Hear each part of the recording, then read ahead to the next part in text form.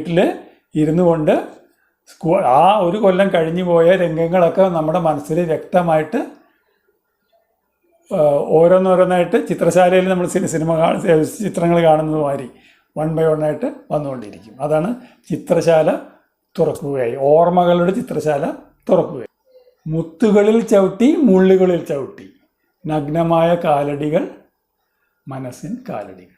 അതായത് ആ ഒരു കൊല്ലത്തെ സ്കൂൾ ജീവിതത്തിൽ അല്ലെങ്കിൽ കോളേജ് ജീവിതത്തിൽ മുത്തുകളിലും ചവിട്ടിയിട്ടുണ്ടാവും മനസ്സിൻ്റെ കാലടികൾ, മുള്ളുകളിലും ചവിട്ടിയിട്ടുണ്ടാവും, രണ്ടും ഉണ്ടാവുമല്ലോ. പിന്നെ നഗ്നമായ കാലടികൾ എന്ന് പറഞ്ഞു കഴിഞ്ഞാൽ മനസ്സിൻ്റെ ഒരു പ്രത്യേകതയാണ് ആ വരികളിൽ ഞാൻ കാണുന്നത്.